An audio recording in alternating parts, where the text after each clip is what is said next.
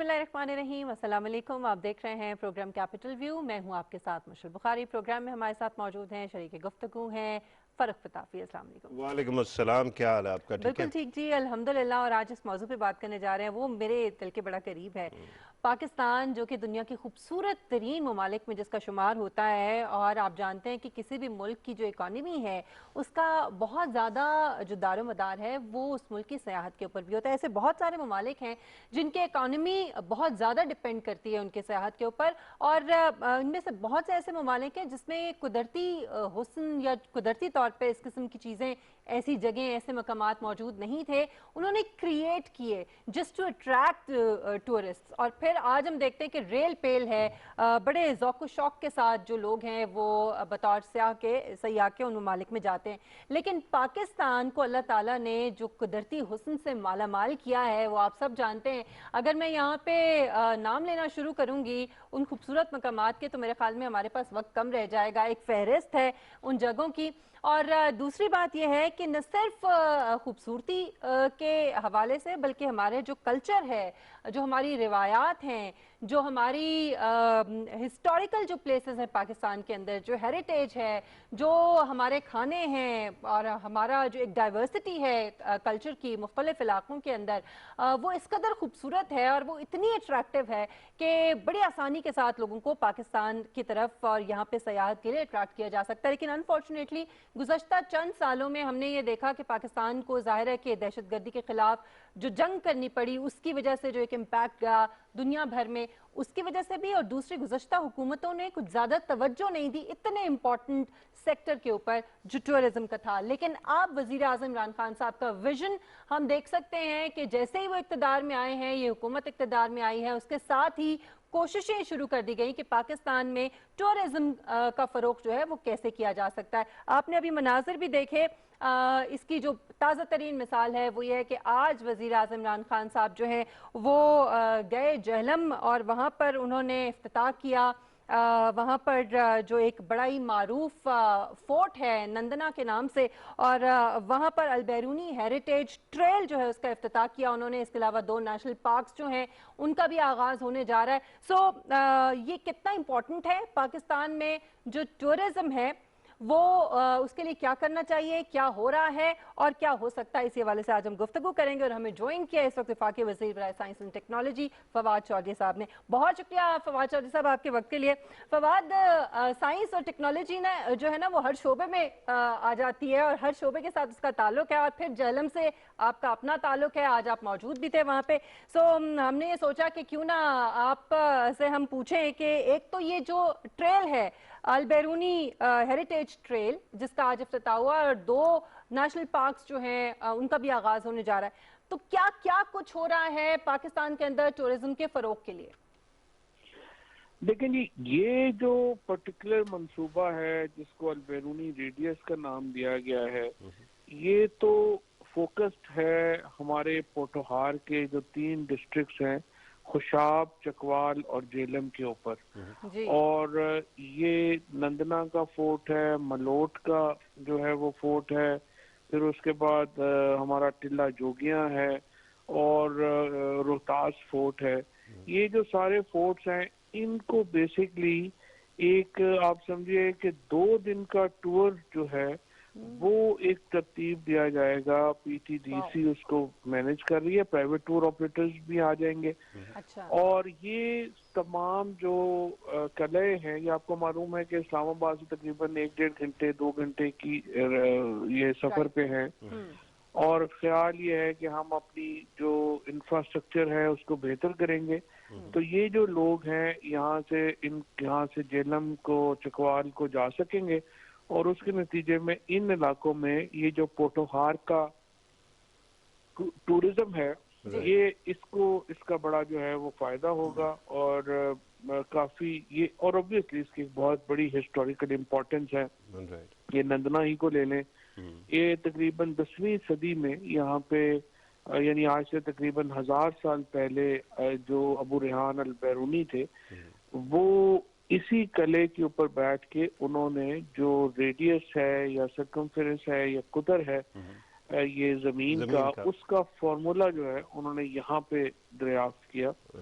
और उसके बाद 16वीं सदी में जो यानी 600 साल के बाद अल-बैरूनी ने जो यहाँ पे ये रेडियस का फॉर्मूला निकाला, उसी को ही यूरोपियन साइंटिस्टों ने भी उसको जो है वो इस्तेमाल किया। और आज तक जो जमीन का रेडियस है उसको वही समझा जाता है कि जो अल-बैरूनी ने आज से 1000 साल पहले कैलकुलेट किया था वो बिल्कुल सही था, और उसको ही बुनियाद जो है वो समझा जाता है। तो जाहिर है कि एक बड़ी तारीखी अहमियत की जगह है।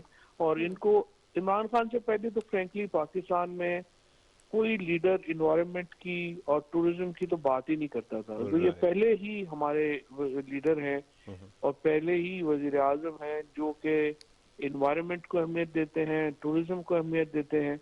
और उनका जो एक समझिए कि ड्रीम है पाकिस्तान की खूबसूरती को दुनिया के सामने उजागर करना, ये भी उसके अंदर वो काफी रोल प्ले करे। फवाद चौधरी साहब, this is great idea and मतलब वजीर आजम की भी जितनी तारीफ की जाए आपकी भी कम है। लेकिन दो मामला हमारे यहाँ चीज़ों को विजुअलाइज तो बहुत कर लिया जाता है, लेकिन उसकी एग्जीक्यूशन इम्प्लीमेंटेशन में ज़रा मसला होता है। अभी ये जो ट्रेल है इसके अंदर मैंने थोड़ा सफ़र किया है और ख़ास तौर पे अनकैम्प्ड जो वीड्स और बुशेस हैं वो आपको बहुत ज़्यादा नज़र आती हैं, डेवलपमेंट की कमी है। अब ये ज़रा बताना पसंद करेंगे, एक तो इसके ऊपर कितना लागत आएगी, टाइमलाइन क्या होगी, और इसके अंदर क्या क्या ऐसी फैसिलिटीज़ होंगी जिससे ये उजागर हो सके। देखिए, इन इलाकों में एक तो फायदा ये है कि बेसिक इंफ्रास्ट्रक्चर पहले से मौजूद है। यहाँ पे गेस्ट हाउसेस भी मौजूद हैं पुराने, और इनको रिवाइव बस करना है। और इसी तरह से यहाँ पे बिजली वगैरह पहले ही मौजूद है। तो ये नहीं है कि आपको हर चीज़ जो है वो बिल्कुल जीरो से शुरू करनी पड़ेगी। ये इसीलिए ज़्यादातर हमारा एक ही बड़ा मसला है, और वो हमारी जो मेन रोड है जो मोटरवे को जीटी रोड से मिलाती है, ये रोड एक तकरीबन 16 अरब रुपए का प्रोजेक्ट है, और जिसकी पब्लिक प्राइवेट पार्टनरशिप में ये पंजाब गवर्नमेंट पहले ही उसके ऊपर काम कर रही है। तो ये इंशाल्लाह जब अप्रैल में शुरू हो जाता है तो उसके ऊपर जो है फिर हम एक उसके अलावा बाकी सारे काम जो हैं वो इतने बड़े नौयत के नहीं हैं, वो विल मैनेज। राइट। अच्छा फवाद, बड़ा अफसोस होता है पाकिस्तान के अंदर मोइंजोदाड़ो, हड़प्पा, टेक्सला जैसे आसार कदीमा के मौजूद होने के बावजूद इस हवाले से कुछ ज़्यादा काम नहीं किया गया। आज वज़ीर आज़म साहब ने भी ये बात की।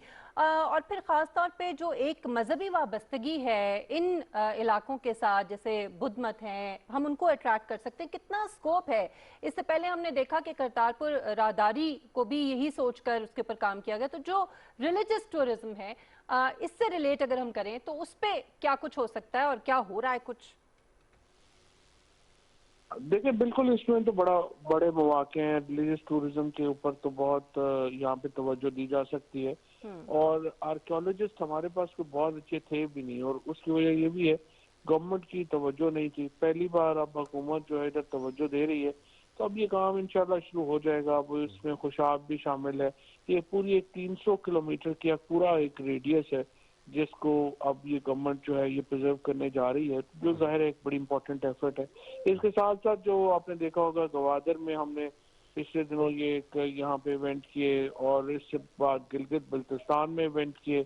ये सारी जगहों के ऊपर इवेंट का मकसद यही है कि पाकिस्तान की खूबसूरती जो है उसको सामने लाया जा सके। तो इंशाल्लाह आप देखेंगे कि ये एफर्ट, चूंकि प्राइम मिनिस्टर की तवज्जो है, लीडरशिप की तवज्जो ही हो तो चीजें होती हैं, तो उनकी इस पे बड़ी तवज्जो है, जो इंशाल्लाह ताला ये चीजें अचीव होगी। अच्छा, ये टूरिज्म और कंजर्वेशन ऐसे नहीं है जैसे कोई कंपीटिंग वैल्यूज हो।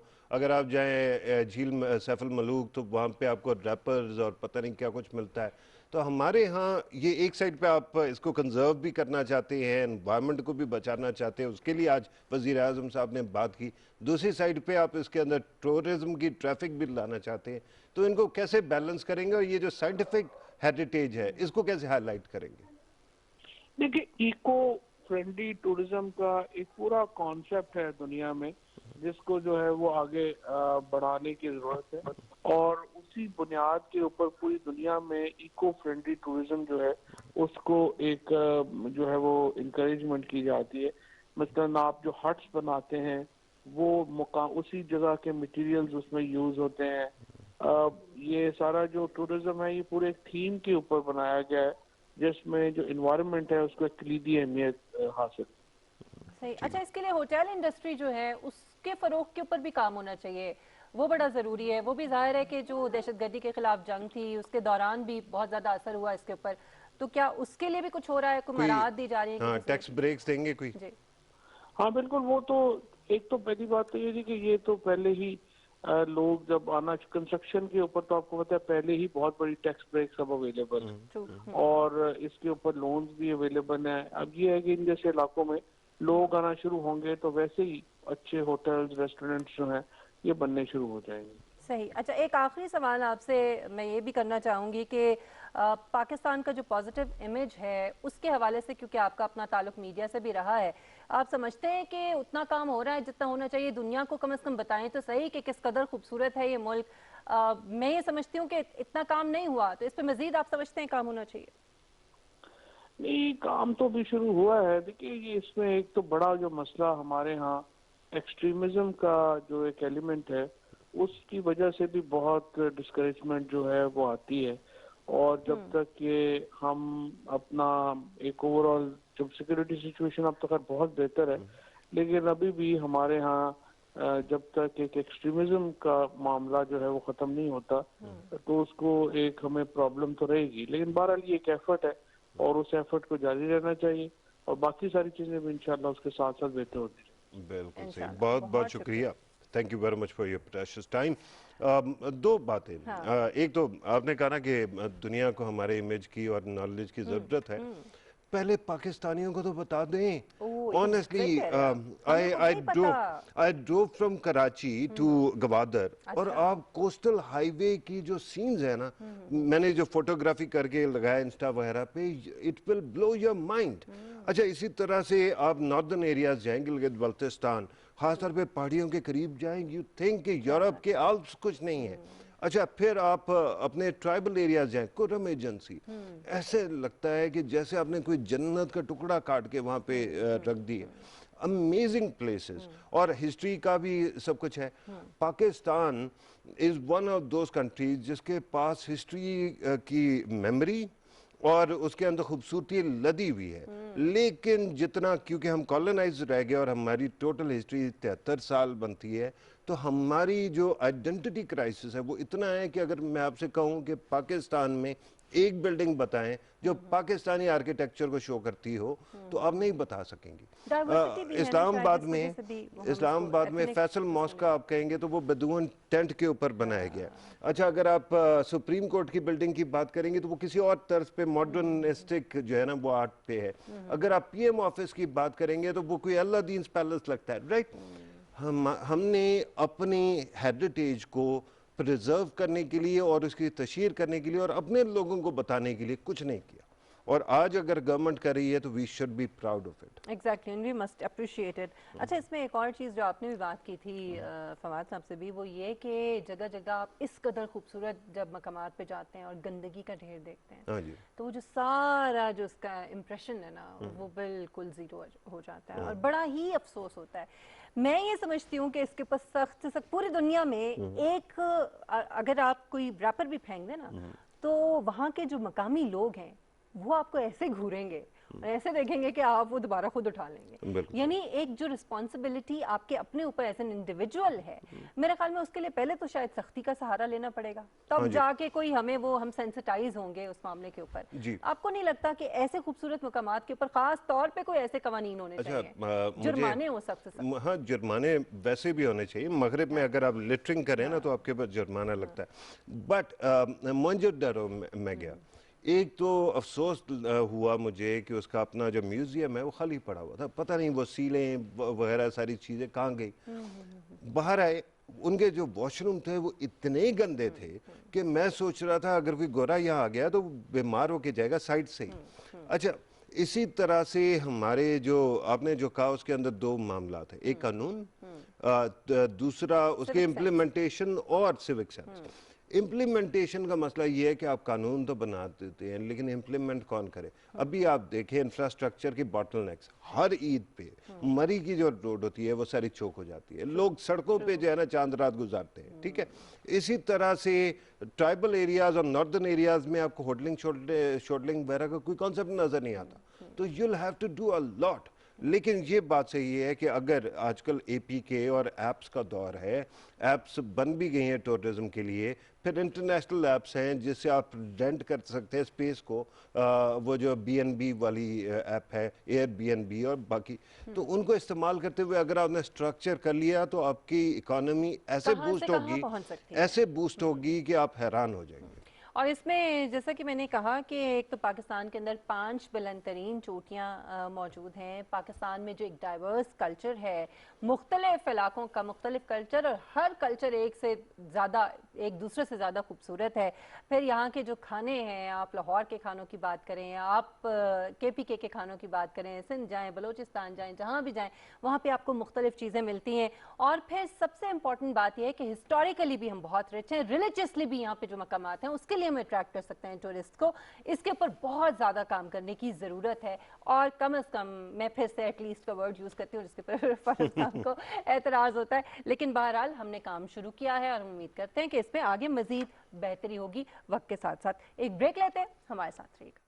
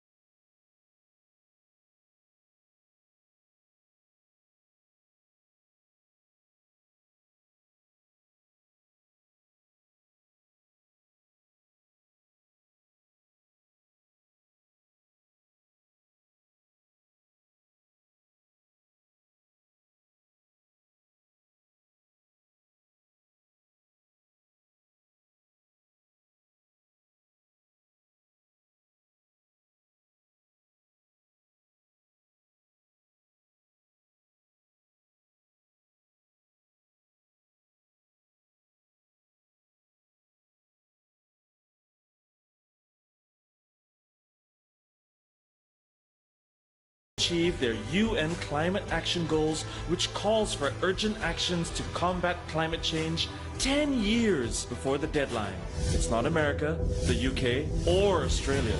It's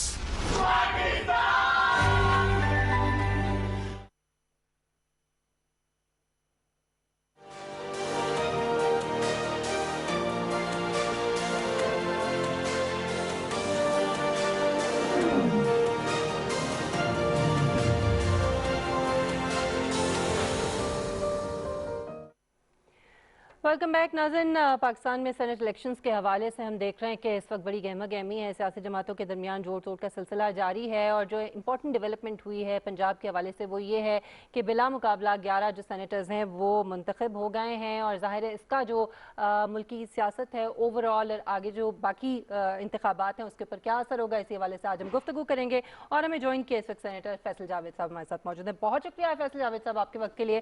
फैसल, एक तो पंजाब का तो मामला ये हमारे सामने आ गया, एक तो इसमें ज़रा बता दीजिए कोई बैकडोर डिप्लोमेसी जो है वो हुई है, और इसके ऊपर लगता है कि तमाम सियासी जमातें जो हैं उन्होंने इत्तेफाक किया तभी ये हो पाया। बाकी सूबों में क्या तवक्कुआत हैं आपकी? जी बहुत बहुत शुक्रिया। असल में तो ये चीज़ कॉन्स्टिट्यूशन में है कि जो पार्टी की तनासब है सूबाई असम्बलियों में जी या नेशनल असम्बली में, उसी हिसाब से सेनेट के अंदर नुमाइंदगी होती है।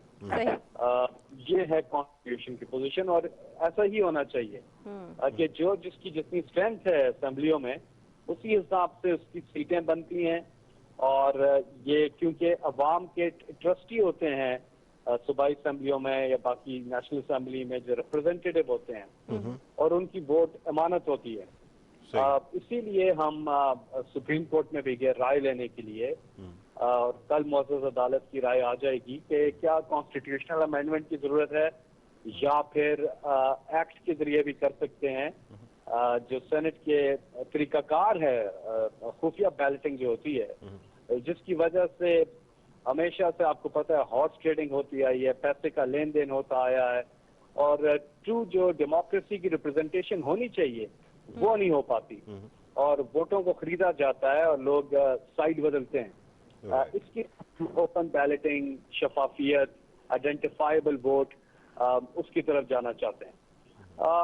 लेकिन अपोजिशन की कोशिश है कि किसी तरह से खुफिया बैलेटिंग ही रहे ताकि लेन देन वाला सिस्टम जो है वो चलता रहे। करप्शन हर सतह पे, इमरान खान करप्शन का खात्मा चाहते हैं, अपोजिशन हर सतह पे करप्शन को तहफ़्फ़ुज़ देना चाहती है।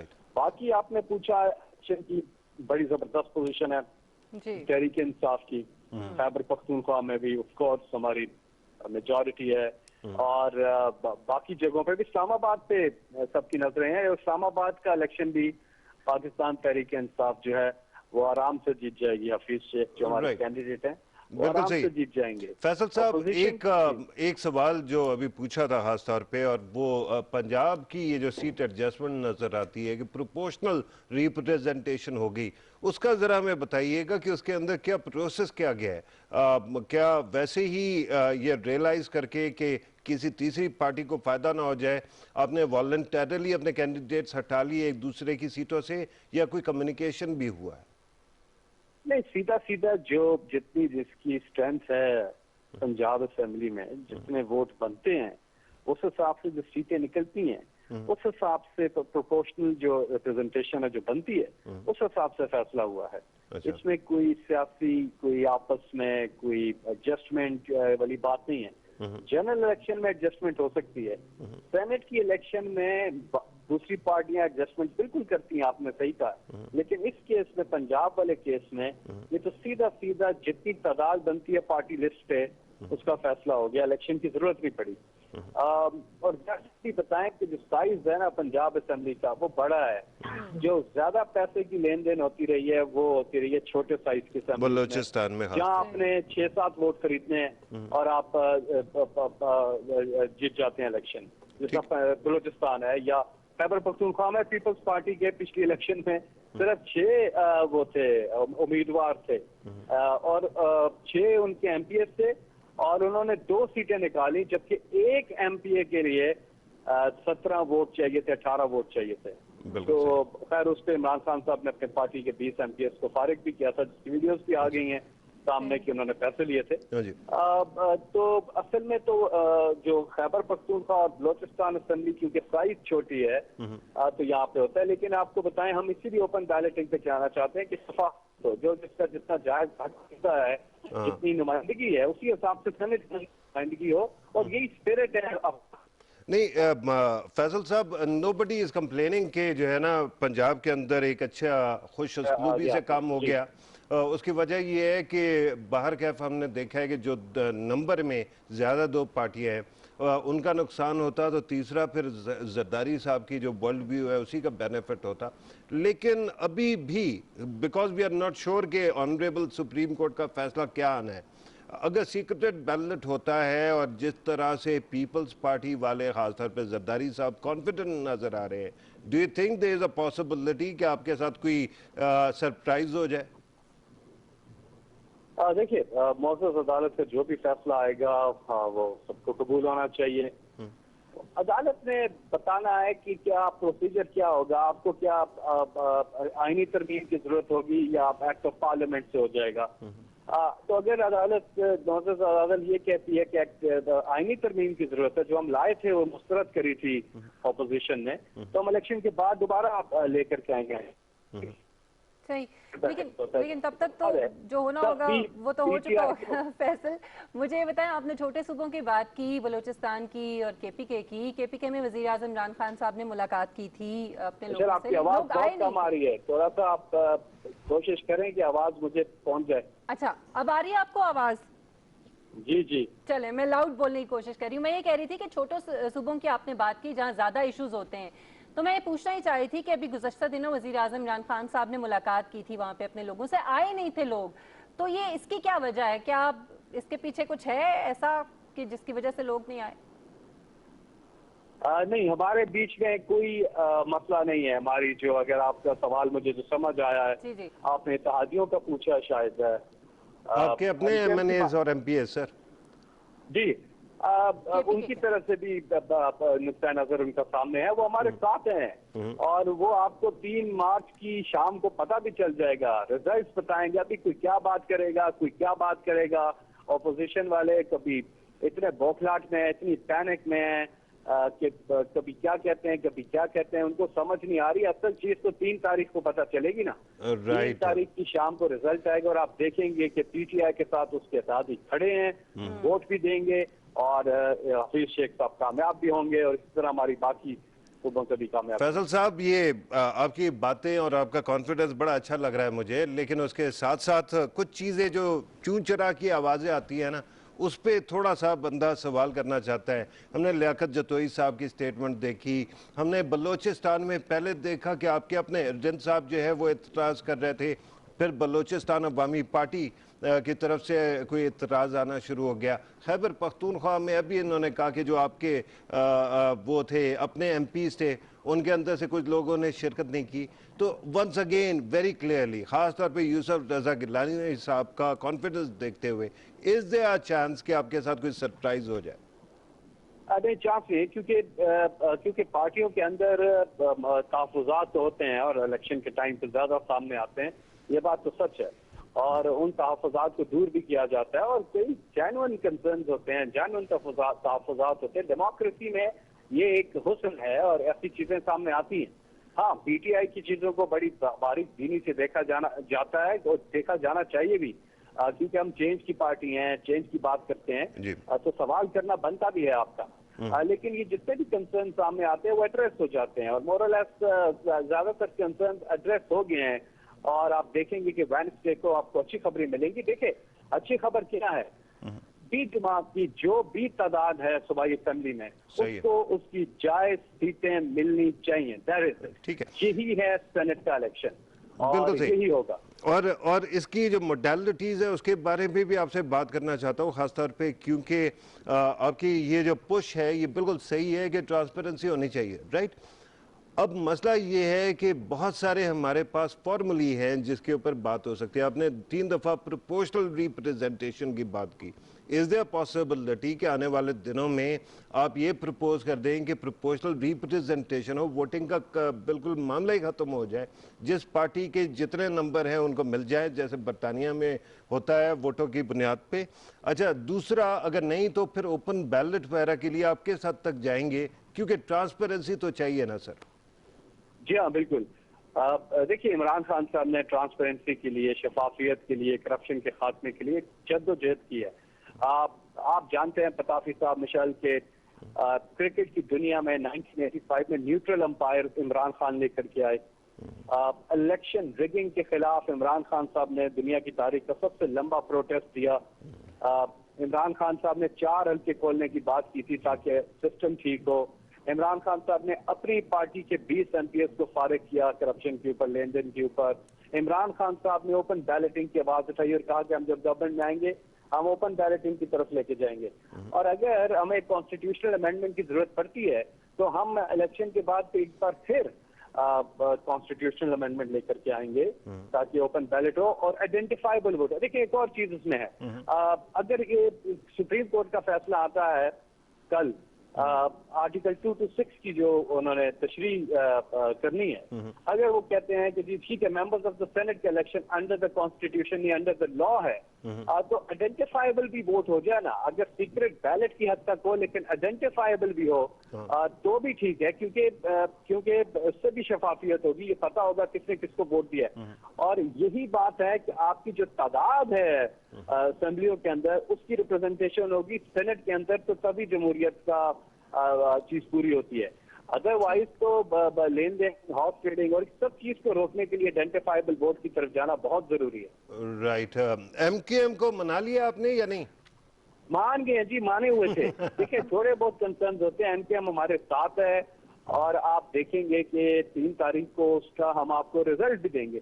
लेकिन देयर विद अस, और अभी थोड़े बहुत जो तहफ़्फ़ुज़ात होते हैं, कंसर्न होते हैं। देखें, जब आप मखलूत हुकूमत में होते हैं, आपके इत्तेहादी होते हैं, तो बातचीत होती है, लेकिन in the end of the day आपने पीछे भी देखा जितनी भी हमारे वोट ऑफ नो कॉन्फिडेंस एक हुई थी, उधर भी आपने देखा, उसके बाद बजट के अंदर बातें हो रही थी, हर जगह पे ऑपोजिशन ने ब्लैकमेल करने की कोशिश की, लेकिन वो कामयाब नहीं हुए। बल्कि ऑपोजिशन के अपने जो एमपीएज और एमएनएज हैं, उन्होंने इनकी कॉल पे बैक नहीं कहा था। जब इन्होंने कहा था कि आप इस्तीफे दे दें, तो उन्होंने इनकार कर दिया था।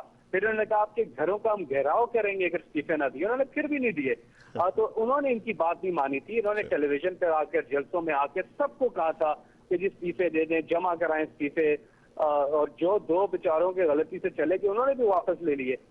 तो आपके सामने है कि कौन किसकी बात मानता है और कौन किसकी बात नहीं मानता। आपका कॉन्फिडेंस बड़ा कमेंडेबल है और बड़ा जबरदस्त है। चलें देखते हैं कि क्या होता है। अभी हम नहीं तो कबल वक्त होगा कोई बात करना। बहुत शुक्रिया फैसल जावेद। अरे अरे अरे अगर मैं फैसल साहब रुक जाइएगा, जाइएगा नहीं, मैं अभी थोड़े से एक आध सवाल आपसे और निकालना चाह रहा था अगर इजाजत हो।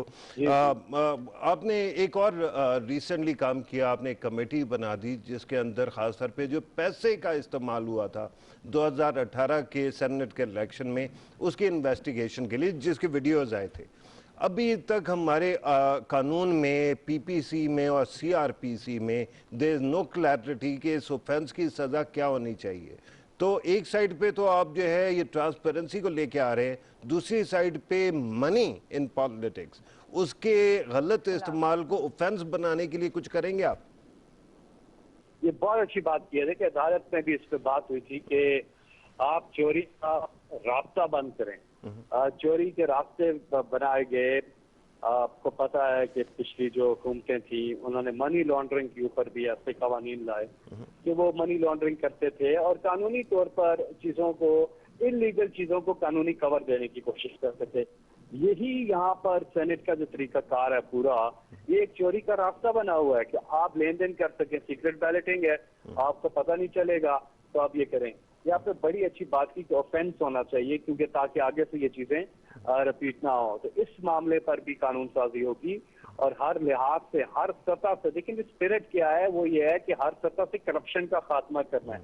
यकीन करें इस मुल्क का सबसे बड़ा प्रॉब्लम आज क्यों गरीब है कि करप्शन होती है। दुनिया में कोई ऐसा मुल्क नहीं है जहाँ करप्शन होती है और वो मुल्क तरक्की करे। दुनिया में वो मुल्क जो तरक्की करते हैं वहाँ करप्शन नीचे होती है, करप्शन कम होती है। और इसकी आपके सामने मिसालें हैं। कोई दुनिया में ऐसा मुल्क नहीं है जहाँ पे करप्शन भी ऊपर हो और तरक्की भी ऊपर जारी, ऐसा हो ही नहीं सकता।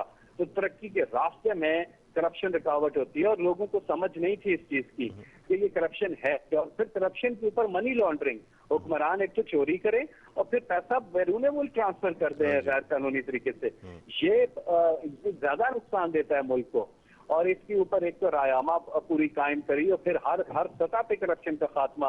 और आप बिल्कुल ठीक कह रहे हैं, ऑफेंस के ऊपर ये चीजें करनी होंगी ताकि हम इन चीजों को खत्म कर सकें। बहुत शुक्रिया फैसल जावेद साहब आपके वक्त के लिए। बड़ा जरूरी है कि सियासत के अंदर ये जो पैसे का अमल दखल है और ये जो खरीदो फरोख्त का, और बड़ा खुलेआम होता है, सबको पता है कि कौन क्या करता रहा माजी में, लेकिन उसके बावजूद ये हो रहा है। सो एटलीस्ट आ जाता है ये शुरू। ठीक है, नहीं बिल्कुल सही है। आप हर जगह पे जब एटलीस्ट कहती है तो मैं इतराज नहीं करूंगा। ना मैंने एक दफा किया था, आपने पकड़ लिया। लेकिन दो तीन बातें। एक तो ये है कि ऑफेंस जो है ना, पैसा होगा, अमीर लोग हैं और वो अगर जायज तरीके से लगाते हैं तो कोई मसला नहीं है। लेकिन इलीगल इस्तेमाल करना मनी का बहुत बड़ा प्रॉब्लम है। उसकी वजह ये है कि पीएम इज एब्सोल्युटली राइट कि अगर एक बंदा टिकटों में करोड़ों लगा के आएगा और खरीद के जीतेगा तो वो बनाएगा, वो कवर करेगा, उसका मकसद क्या होगा? जायज तो नहीं होगा ना। पगड़ पहनने के लिए, कुछ और करने के लिए तो नहीं आके बैठा है। Basically they will use it to make more money.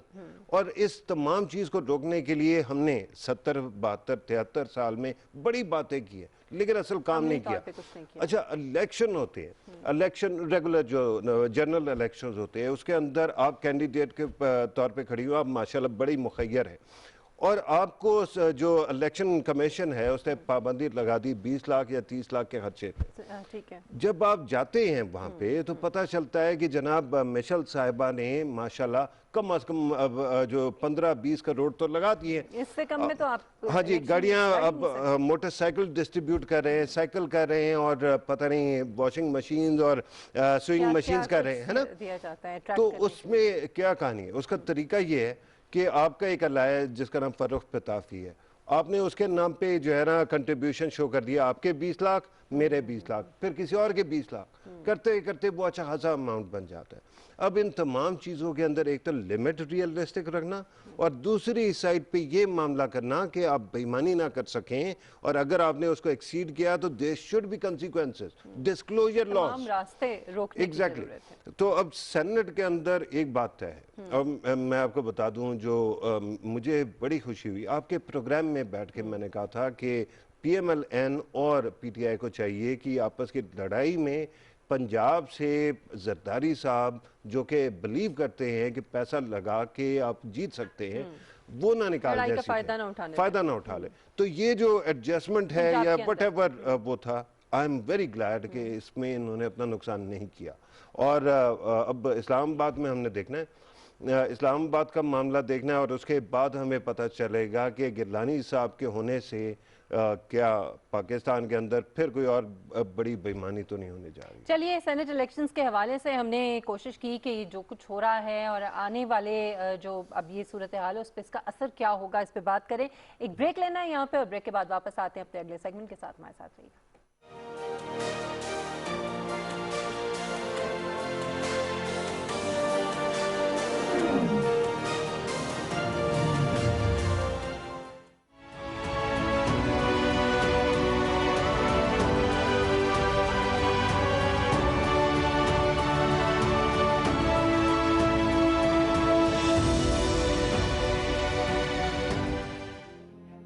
DuPont ने नायलॉन 28 फरवरी सन 1935 को इजाद किया। खलीज की जंग का इख्तिताम 28 फरवरी सन 1991 को हुआ। 28 फरवरी सन 1975 को लंदन की अंडरग्राउंड ट्रेन हादसे का शिकार हुई, जिसमें 43 अफराद हलाक और 74 जख्मी हुए। अमेरिकी साइंसदान लाइनस पॉलिंग 28 फरवरी सन 1901 को पैदा हुए।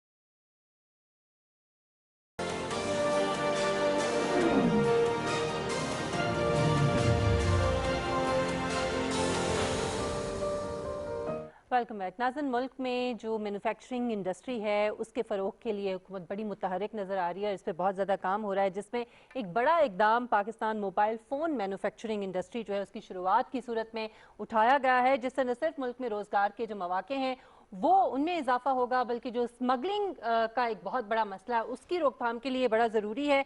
और इसके अलावा जो आमदनी है उसमें भी इसकी वजह से मुल्क की आमदनी में भी इजाफा होगा। हमारे लिए सबसे अच्छी बात यह है कि इस वक्त 3 ऐसी कंपनीज हैं जो पाकिस्तान में मैन्युफैक्चरिंग, मोबाइल मैन्युफैक्चरिंग जो है उसके यूनिट्स लगाने का आगाज़ कर रही हैं और वो शुरू होने वाला है। इसके क्या फ़वायद होंगे, जो हम इंपोर्ट करते हैं फ़ोन्स ज़ाहिर है बाहर से, और जो एसेसरीज़ हैं उसके हवाले से पाकिस्तान में जब ये बनने लग जाएंगे तो कितना फ़र्क पड़ेगा, इस हवाले से गुफ्तगू करते हैं। और फ़ारूक, एक तो ये बताएं कि कितना खुश आइंद है मैन्युफैक्चरिंग इंडस्ट्री और ख़ासतौर पर मोबाइल फ़ोन जो हर एक की ज़रूरत है वो अपने मुल्क में बनेगा। सबसे पहले तो ये रियलाइज़ करें ना कि हमारे मुल्क के अंदर टेली डेंसिटी जो है, मोबाइल फ़ोन का इस्तेमाल कहाँ तक पहुँच गया। 2/3 of Pakistan, adult Pakistan uses mobile phones, और उसके अंदर जो ख़ास तौर पे कम अज़ कम 1/3 है वो स्मार्टफोन्स इस्तेमाल करते हैं। अब स्मार्टफोन्स का ये हो गया है कि सारी दुनिया में हमारे यहाँ जब कोई चीज़ आप इंपोर्ट करते हैं तो उसके अंदर 3-4 फैक्टर्स आते हैं। एक तो कॉस्ट ऑफ प्रोडक्शन, और कंपनी ने जो सेट किया। दूसरा जो है पाकिस्तान में इंपोर्ट करने के लिए ड्यूटीज और जो कुछ लगेगा, और तीसरा जो मामला है वो है रुपए और डॉलर का कनेक्शन। वो डॉलर में बनाते हैं और यहाँ पे हम रुपए में खरीदते हैं और उसके अंदर वो कीमत मल्टीप्लाई हो जाती है। और ख़ास तौर पे जो मिड रेंज है, पहले आपको 15-20 हज़ार में मिलते थे, अब वो 50,000 60,000 के मिड रेंज है। और अगर आप ज़्यादा अच्छी लेवल का देना चाहें वो 2-3-4 लाख तक चले गए मोबाइल। अब ये है कि एक तो जिस मुल्क के अंदर अगर कंजम्पशन इतनी ज़्यादा है, क्या उसकी प्रोडक्शन नहीं होनी चाहिए? हमारे यहाँ बहुत सारी चीज़ों में हमने देखा है कि वैक्यूम मौजूद है। मिसाल के तौर पे हम टीवी जो है वो सारे देखते थे, इंपोर्ट करते थे। अच्छा, पाकिस्तान में असेंबल भी हो गया तो नॉमिनल हुआ और उसकी क्वालिटी नहीं है। इसी तरह मशीनें हम ज़्यादातर इंपोर्ट कर रहे होते थे। अब ये हो गया कि पाकिस्तान में अगर खरीदने वाले मौजूद हैं, मार्केट मौजूद है, तो हम 22 करोड़ की मार्केट है, कोई छोटी मार्केट नहीं है।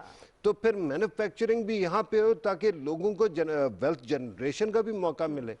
अब उसके अंदर इन्वेस्टर को फैसिलिटेट करना बड़ा जरूरी है, जो बड़ा इकदाम उठाया है, विदहोल्डिंग टैक्स कर दिया। और भी this government is actually trying a lot to bring in the manufacturing. Faisalabad का M3 जो है इंडस्ट्रियल सेक्टर है, उसमें इंडस्ट्रीज लग रही हैं, वीवो और दीगर जो है वो आ रही हैं। इसी तरह से हाँ जी, लाहौर में, कराची में, फैसलाबाद में भी है। हायर जो है वो पाकिस्तान में मैन्युफैक्चर करना शुरू कर दिया। PM का जो लैपटॉप आता था, अगर आपने देखा, उसके नीचे मेड इन पाकिस्तान का टैग लगा होता था। इन तमाम चीज़ों से ये होता है कि एक तो आपकी लेबर स्किल्ड हो जाएगी, फिर टेक्नोलॉजी का जो प्रिंसिपल है वो है BOT, बिल्ड ऑपरेट ट्रांसफ़र। अगर आप लेकर आए हैं तो आपसे बनाए नहीं और अपनी टेक्नोलॉजी छुपा के हमसे ना बैठे रहें, आप स्किल दें और उसके बाद टेक्नोलॉजी ट्रांसफ़र करके जाएं जब भी जाए। ठीक है, उससे ये होता है कि इसी तरह चीन ने अपनी इंडस्ट्री बनाई थी, बाहर से लोगों को लेके आए, BOT बेस पे हुआ, आहिस्ता आहिस्ता करते करते वो लोग चले गए और लोकल लोगों ने जो है उसके अंदर एक्सपर्टीज ले। थोड़ी सी वजाहत करें कि अभी ये यूनिट्स जो लगेंगे उसमें लोकल्स हाँ जी, लोकल सुपरविजन उनकी होगी। देखिए ना, बात ये है कि पहली बात ये होती है कि आप कोई भी नई इंडस्ट्री लेके आए तो उसके अंदर ऑटोमेटिकली कोई घास की तरह उगता हुआ तो टैलेंट या वो नहीं होता, एक्सपर्टीज। पहले आप करेंगे ट्रेन लोगों को और जो ट्रेन मौजूद हैं उनको इस्तेमाल करेंगे। उसके अंदर सुपरविजन इनिशियली जो है वो फॉरेन भी होगी, लोकल भी होगी, आज भी होता है। आपके मुल्क के अंदर टेलकोज जो है उनके अंदर बहुत सारे जो है वो फॉरेनर्स आके बैठे होते हैं, मैं नाम दे सकता हूँ अगर आप चाहें तो। लेकिन अब इन तमाम चीज़ों में अगर जॉब क्रिएशन होती है, अगर चीज़ों की कीमतें कम होती हैं, और फिर उसके बाद देखें अमेरिका की हम बड़ी बातें करते हैं, बांग्लादेश एक मुल्क है जो आपसे अलहदा हुआ और उस मुल्क ने इकोनॉमी को अपने जो है वो आहिस्ता आहिस्ता मैनेज किया। आज के दिन सिर्फ और सिर्फ एपरल फैक्ट्री में नहीं, कंपनी में नहीं, बांग्लादेश ने अपने मोबाइल फ़ोन बना के अमेरिका के साथ कॉन्ट्रैक्ट कर लिए, वहाँ एक्सपोर्ट कर रहा है। तो हम क्यों ना करें? हम क्यों नहीं कर सकते? अगर हम शुरू करें तो मेरे ख्याल में फिर पहले तो अपनी मार्केट और फिर उसके बाद हम इंटरनेशनल मार्केट को जब अच्छी चीज बनाएंगे। अच्छा, फिर ये होता है कि देखें नई टेक्नोलॉजीज आ रही है, 5G आ रही है। 5G का अभी आप अगर मोबाइल यूनिट लेने जाएंगे तो आपको लाख से कम नहीं मिलेगा।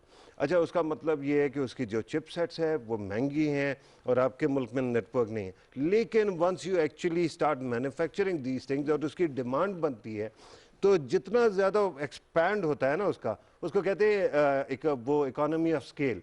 टेक्नोलॉजी जब स्केल हो गई तो उसकी कीमत कम होना शुरू हो जाती है। जो चीज़ आपको आज 1 लाख में मिल रही है वो कल को आपको 20,000 में मिलेगी। तो उससे लोगों की कैपेसिटी भी बढ़ेगी, परचेजिंग कैपेसिटी भी, हाँ, और जो कीमतें हैं वो भी सस्ती होंगी। फिर उसको रेप्लिकेट करते हैं तो फिर आप एक्सपोर्ट करने के काबिल भी होते हैं। अच्छा, मुझे याद है 2020 में इसके ऊपर काम हुआ था और मंजूरी दी गई थी इस पॉलिसी की कि इलेक्ट्रिक कार्स और जो मोबाइल फोन्स मैन्युफैक्चरिंग है वो पाकिस्तान के अंदर होगी। लेकिन फिर FPR की कुछ तहफ़्फ़ुज़ात थी जिसकी वजह से डिले हुआ। सो अब वो ख़त्म हुआ है मेरे ख्याल में, तभी विदहोल्डिंग टैक्स जो है उसमें नरमी दी गई है और कुछ थोड़ी मराहत दी गई हैं इन्वेस्टर को, जिसकी वजह से वो दोबारा जो EVs है ना, इलेक्ट्रॉनिक व्हीकल्स है, उसके लिए एक तो सोने के दिन आ गए, चांदी के नहीं, सोने के। अमेरिका की हुकूमत ने कह दिया कि अगले 10 साल में हम फेज आउट करके पेट्रोलियम प्रोडक्ट वाले व्हीकल ख़त्म कर देंगे और इलेक्ट्रॉनिक लेंगे। अच्छा, इलेक्ट्रॉनिक व्हीकल्स का एक मसला है, उसके अंदर लगती हैं बैटरीज, उसके अंदर होता है सिलिकॉन इस्तेमाल होती है, और इस वक्त हुकूमतों को गिराया और चलाया जा रहा है मुख्तलिफ ममालिक में जहाँ पे सिलिकॉन के डिपॉजिट्स मौजूद हैं।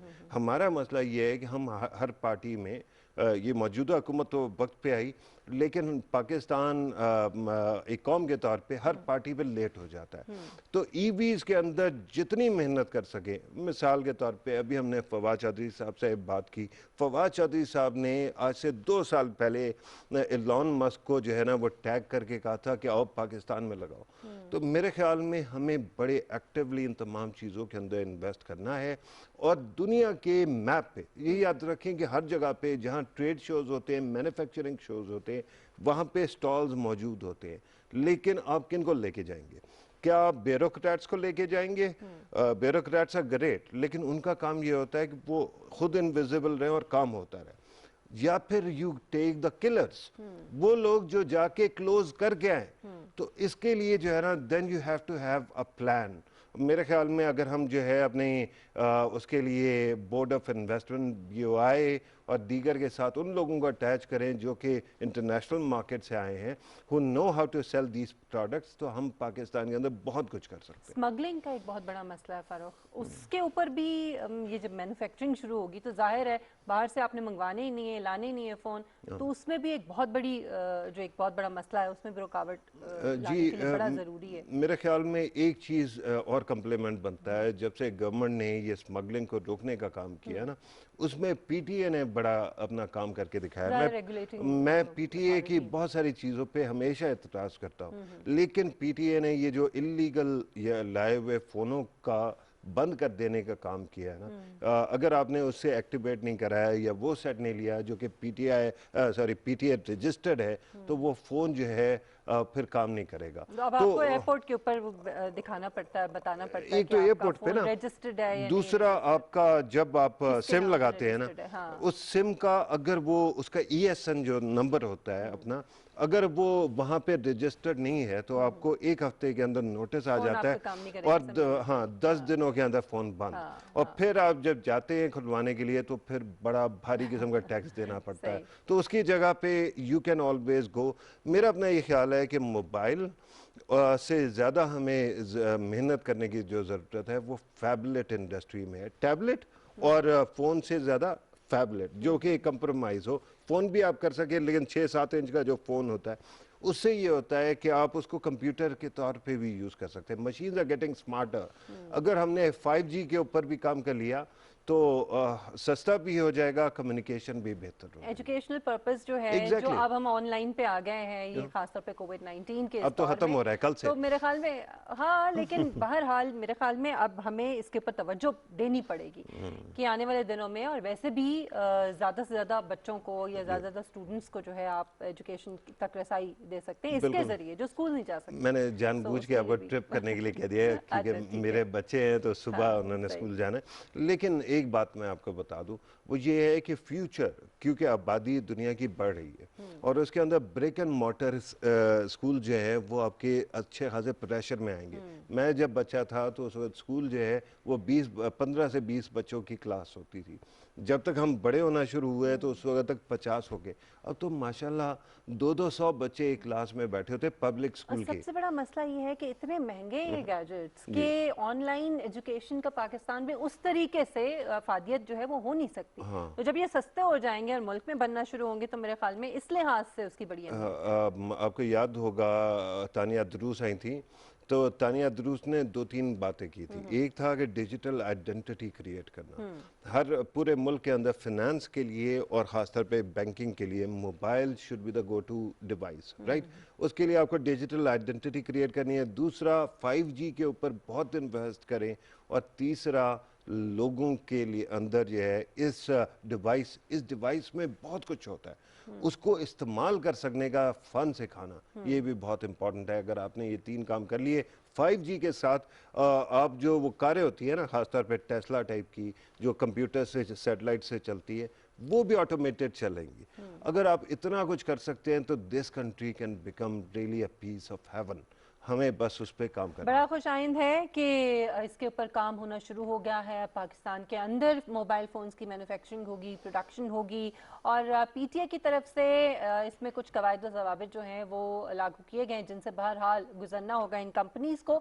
लेकिन जो फैसिलिटीज़ दी गई हैं, जो मराहत दी गई हैं हुकूमत की तरफ से, उसी की वजह से इन्वेस्टर जो है उसको ज़ाहिर आसानी हुई है और फिर ये काम जो है पाकिस्तान के अंदर शुरू हो रहा है। हम उम्मीद करते हैं कि आगे मज़ीद आसानियाँ जो है पैदा होंगी। नाज़रीन, प्रोग्राम का वक्त यहाँ पे ख़त्म होता है। मिशेल बुखारी, फ़ारूक खिताफ़ी को इजाज़त दीजिए। इंशाल्लाह आपसे मुलाकात होगी अगले हफ्ते। अपना बहुत ख्याल रखिएगा। अल्लाह हाफ़िज़।